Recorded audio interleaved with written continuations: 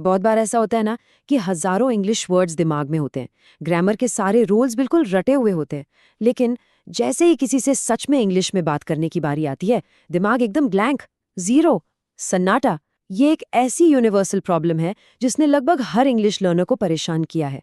इस एक्सप्लेनर में इस ट्रांसलेशन ट्रैप को हमेशा के लिए तोड़ने की बात होगी और हम सीखेंगे कि फ्लुएंसी तक पहुंचने का असली असूल क्या है। चलिए शुरू करते हैं। अब यहाँ एक बड़ा दिलचस्प सवाल उठता है। अगर किसी इंग्लिश किताब को पढ़ते वक्त सब कुछ परफेक्टली समझ आ रहा है, तो बोलते वक्त अचानक से दिमाग उस फाइट, फ्लाइट और फ्रीज वाले पैनिक मोड में क्यों चला जाता है? ऐसा लगता है जैसे पूरी भाषा ही कहीं गायब हो गई हो। असल में इसका जवाब हमारी नॉलेज में नहीं, बल्कि हमारे दिमाग की इन्फॉर्मेशन प्रोसेस करने की स्पीड में छुपा है। तो चलिए इस दुखदाई और थका देने वाले 4 स्टेप ट्रांसलेशन पाइपलाइन को थोड़ा ध्यान से समझते हैं। देखिए डिले कहाँ होता है।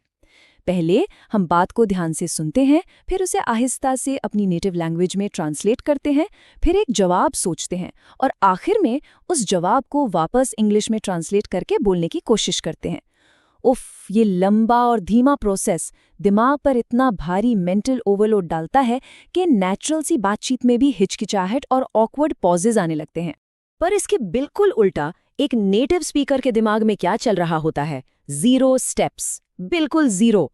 उनका दिमाग मीनिंग को पकड़ता है और सीधा स्पीच में बदल देता है। बीच में ट्रांसलेशन का कोई चक्कर ही नहीं, जवाब तुरंत निकलता है बिना किसी फिल्टर के। यानी सच तो ये है कि असली फ्लुएंसी और तेजी का राज ट्रांसलेशन को फास्ट करना नहीं है, बल्कि ट्रांसलेशन को पूरी तरह से हटा देना है, एकदम डिलीट कर देना है। चलिए थोड़ा और डीप चलते हैं और मदर टंग इन्फ्लुएंस यानी MTI को समझते हैं।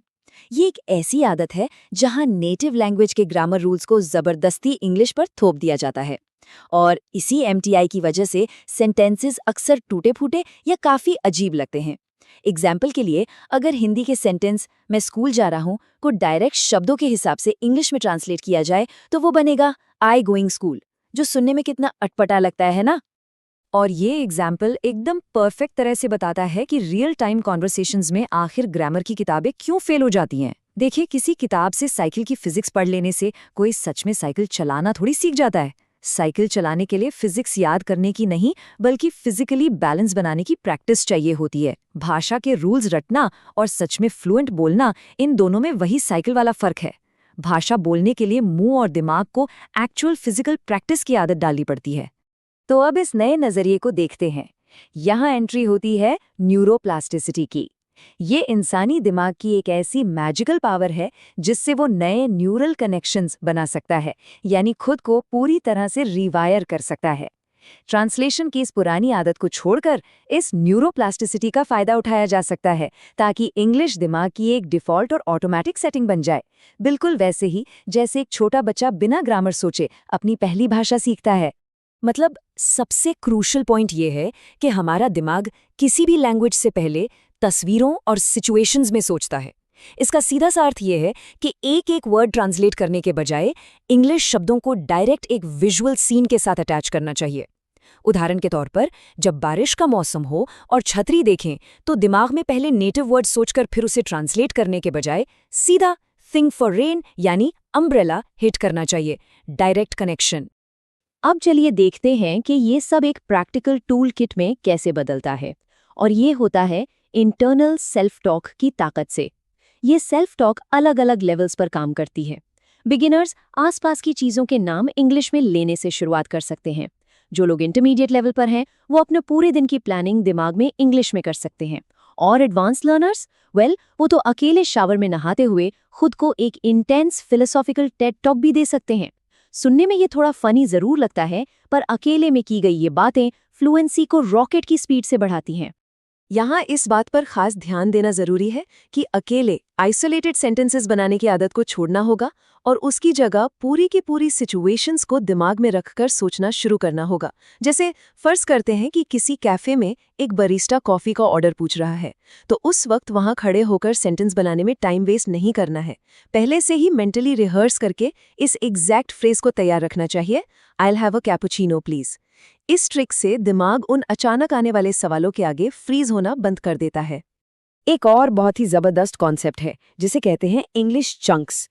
इन रेडीमेड फ्रेजेस और चंक्स का इस्तेमाल करने से दिमाग पर हर बार नया सेंटेंस शुरू से इन्वेंट करने का प्रेशर बिल्कुल कम हो जाता है। जब टू बी ऑनेस्ट या इट डिपेंड्स जैसे फ्रेजेस मुंह से ऑटोमेटिकली निकलने लगते हैं तो दिमाग को आगे का सेंटेंस और अपना थॉट फॉर्मुलेट करने के लिए वो कीमती वक्त मिल जाता है। ये एक तरह का चीट कोड है।